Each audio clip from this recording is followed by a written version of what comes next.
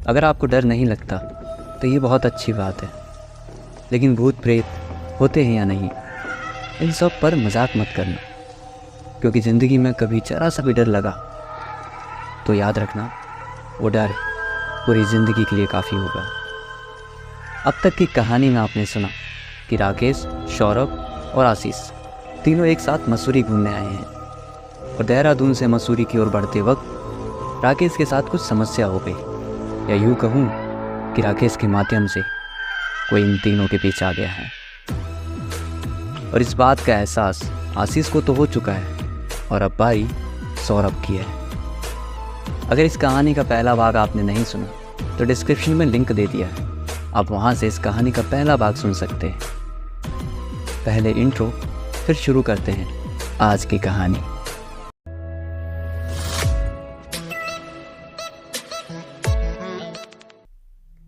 ये रात तो जैसे तैसे बीत गई। सुबह हुई और तीनों मसूरी घूमने के लिए निकल पड़े, लेकिन इस बीच पूरे दिन किसी भी तरह की कोई भूत प्रेत की बातें नहीं हुई। लेकिन रात में आशीष ने जो भी देखा उसकी वजह से उसके मन में डर था। इसलिए कह सकते हैं कि आशीष राकेश से थोड़ा दूर दूर रह रहा था। लेकिन मैंने कहा था ना कि ये सिर्फ शुरुआत है। आज की रात इनकी ज़िंदगी की सबसे भयानक रात होने वाली है। ये लोग घूम फिर कर करीब रात के 9 बजे वापस अपने होटल आ गए और दिन भर की थकान की वजह से ये थोड़ा जल्दी सो गए। आशीष को नींद नहीं आ रही थी, क्योंकि जैसे जैसे रात बढ़ती जा रही थी आशीष के मन में डर उतना ही बढ़ता जा रहा था। रात के करीब 12 बजे आशीष को प्यास लगी तो आशीष पानी पीने के लिए उठा।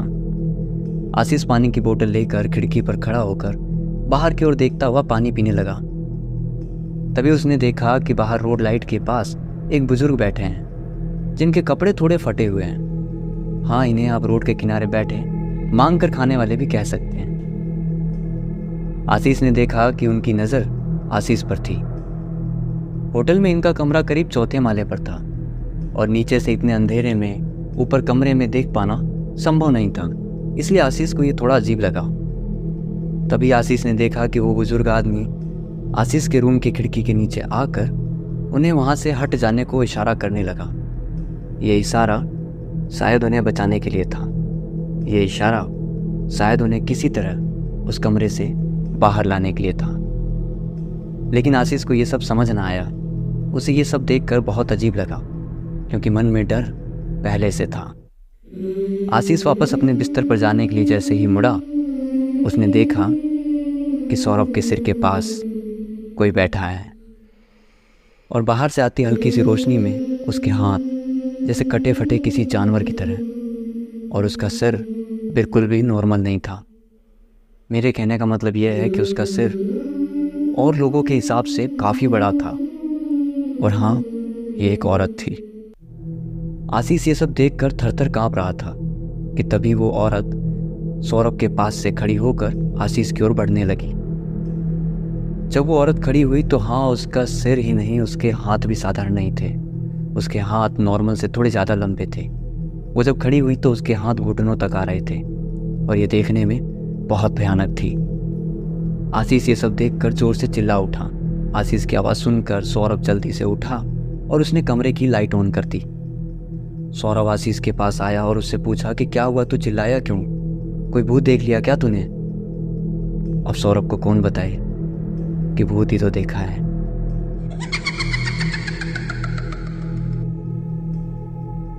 सौरभ ने आशीष को बेड पर बैठाया और उसे पानी पिलाया और उससे पूछा कि आखिर बात क्या है।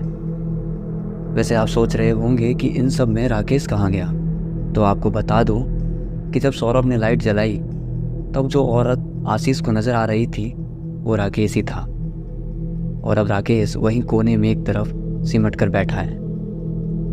आशीष ने बिना कुछ कहे सौरभ को राकेश की ओर इशारा किया। सौरभ ने देखा कि राकेश सिर नीचे करके किसी कोने में सिमट कर बैठा है। वो राकेश के पास पहुंचा और उसके कंधों को जैसे ही छुआ, राकेश ने अपना सिर धीरे धीरे ऊपर करना शुरू किया। राकेश के सिर ऊपर करने के करीब 4 से 5 सेकंड में कमरे की लाइट अचानक बंद हो गई।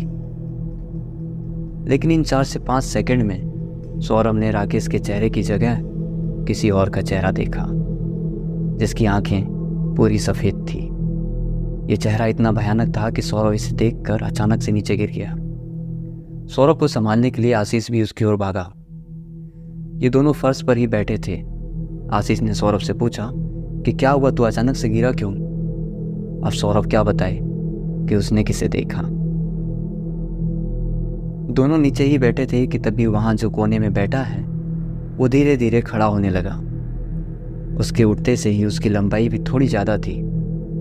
बाहर से आती हल्की फुल्की रोशनी में इतना तो साफ नजर आ रहा था कि राकेश के माध्यम से कोई औरत है यहाँ। वो घूमकर दूसरी ओर आई और वहीं खड़े खड़े गोल गोल घूमने लगी और उसकी वो भयानक हंसी पूरे कमरे में गूंज रही थी। घूमते घूमते कभी कभी वो इनकी ओर देखती और उस वक्त नज़र से नज़र मिलते ही इन दोनों की रूह कांप जाती। इन दोनों को कुछ भी समझ नहीं आ रहा था कि क्या करें, मदद के लिए किसे बुलाएं। ये दोनों डरते डराते जैसे तैसे एक कोने में आए और वहाँ आए तो देखा बाहर खिड़की के नीचे वही बुजुर्ग या भिखारी बार बार इन दोनों को उस कमरे से बाहर जाने के लिए इशारा कर रहे थे। इन दोनों को कुछ भी समझ नहीं आया और ये दोनों जैसे ही कमरे से बाहर जाने की कोशिश करने लगे, तभी राकेश कहूँ या वो प्रेत वहीं सामने फर्श पर बैठकर इन दोनों को देखकर मुस्कुरा रहा था। ये जल्दी से कमरे से बाहर की ओर भागे। कमरे को बाहर से बंद करके ये दोनों पूरे होटल से ही बाहर आ गए। बाहर आए तो इन्हें वो आदमी जो इन्हें बाहर जाने के लिए इशारा कर रहा था वो कहीं नजर नहीं आया। उधर इन्होंने कमरे की खिड़की पर राकेश के साथ साथ उस प्रेत को भी बिल्कुल साफ देखा। आशीष को याद आया कि उसने उन टैक्सी वाले भैया के नंबर लिए थे। उसने बिना कुछ सोचे समझे करीब रात के 1 बजे उन्हें फ़ोन लगा दिया। उन्होंने फ़ोन उठाया और पूछा कि क्या हुआ भैया, सब कुछ ठीक तो है? अचानक इतनी रात में आपने फ़ोन किया, सब ठीक तो है? तो आशीष ने कहा कि भैया हम नहीं जानते कि हमारे साथ क्या हो रहा है और हम किससे मदद लें। क्या आप हमारे पास यहाँ अभी आ सकते हो? किस्मत से वो भैया उस वक्त मसूरी किसी सवारी को छोड़ने आए थे, तो वो करीब 20 मिनट में उनके होटल आ गई। और हाँ, इन टैक्सी वाले भैया ने भी खिड़की पर राकेश के साथ साथ प्रेत देखा। इनमें से किसी की हिम्मत नहीं हो रही थी कि वो उस कमरे का दरवाज़ा खोल पाए, लेकिन जो अंदर है वो अपना दोस्त है और वो अभी तकलीफ़ में है, तो उसकी मदद भी करना ज़रूरी है। ये लोग डरते डराते जैसे तैसे धीरे धीरे कमरे का दरवाज़ा खोलने लगे। इन्होंने देखा कि राकेश पूरे कमरे में इनकी ओर देखते हुए इधर उधर जानवरों की तरह चल रहा है। उसकी आंखें बिल्कुल सफ़ेद थी और हाँ, कह सकते हैं कि वो प्रेत राकेश के माध्यम से खुद को दिखा रहा है। टैक्सी वाले भैया इन सब के बारे में काफ़ी कुछ जानते थे, इसलिए उन्होंने कहा कि यहाँ से करीब 4 से 5 किलोमीटर दूर एक जगह है जहाँ हमें राकेश को अभी के अभी लेकर जाना होगा, नहीं तो बहुत देर हो जाएगी। और ये भी कह सकते हैं कि ये प्रेत राकेश को अपने साथ ले जाएगा। तीनों हिम्मत करके कमरे के अंदर चले गए और राकेश इन तीनों को देखकर गुस्से से अपने दांत किटकिटा रहा था। इन तीनों ने जैसे तैसे राकेश को पकड़ा और अपनी गाड़ी में बैठाकर होटल से निकल गए। यहाँ राकेश गाड़ी के अंदर बैठा सिर्फ इन दोनों को देखकर घुर्रा रहा था, अपने दांत किटकिटा रहा था। वैसे ये मंजर इन तीनों की रूह कपा देने वाला था। ये सिर्फ इन्हें डराने की कोशिश कर रहा था, कुछ कर नहीं पा रहा था।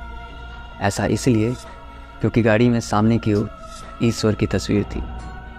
देखो, धर्म चाहे जो भी हो, बस अपने ईश्वर पे विश्वास रखो।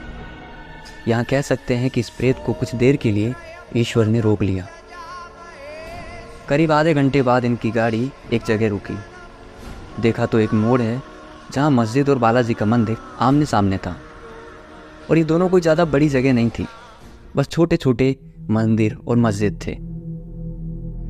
और यहाँ मैं किसी भी तरह के किसी भी धर्म को बढ़ावा नहीं दे रहा। सभी धर्म और सभी ईश्वर एक समान है। अब होता क्या है कि गाड़ी जैसे ही यहाँ रुकी तो गाड़ी में बैठे प्रेत की जोर जोर से चिल्लाने की आवाज़ आने लगी। और ये आवाज़ सचमुच बहुत भयानक थी। जब ये ज़बरदस्ती करके राकेश को गाड़ी से उतार रहे थे, तब राकेश ने गाड़ी में ही सीट के किनारे अपने हाथ को फंसाकर मोड़ दिया, जिससे उसकी हाथ की 2 उंगलियां टूट गई। और उंगलियों के टूटते ही राकेश जोर जोर से हंसने लगा। ये मंजर देख इन तीनों की रूह कांप गई। इन तीनों के कदम धीरे धीरे पीछे की ओर हटने लगे। तभी बाहर की आवाज़ सुनकर बालाजी के मंदिर से एक बुजुर्ग बाहर आए, जिसे देख राकेश अपने दांत पीसने लगा, या यूं कहूँ कि वो प्रेत अब उन्हें देख कर डरने लगा। जब आशीष और राकेश ने उन्हें देखा तो पहचानते देर ना लगी कि वही हैं जिन्होंने खिड़की के नीचे खड़े होकर इन दोनों को कमरे से बाहर जाने के लिए इशारा किया था।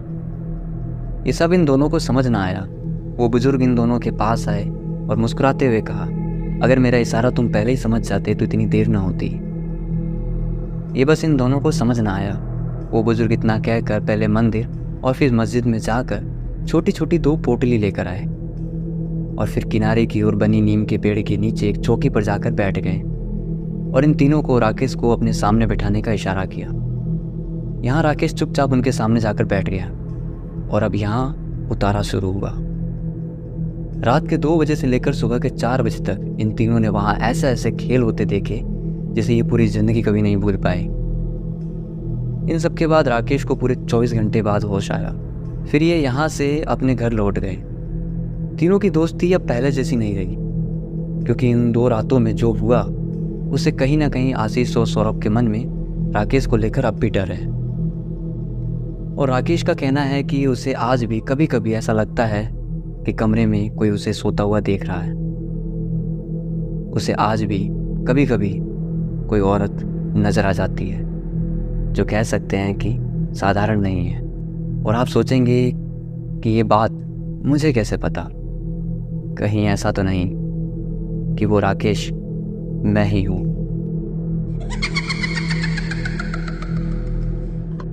आज की कहानी में सिर्फ इतना ही। ये कहानी आपको कैसी लगी हमें मैसेज या कमेंट करके ज़रूर बताइएगा। अगर आपके पास भी कोई ऐसी कहानी है जिसे आप औरों तक पहुंचाना चाहते हैं तो हमें बताइए। कहानी आपकी हमारी जुबानी। आपसे फिर मुलाकात होगी एक बार फिर एक नई कहानी या एक नए किस्से के साथ में। तब तक के लिए बने रहिए जेएस डायरी पे। मेरा नाम है आकाश।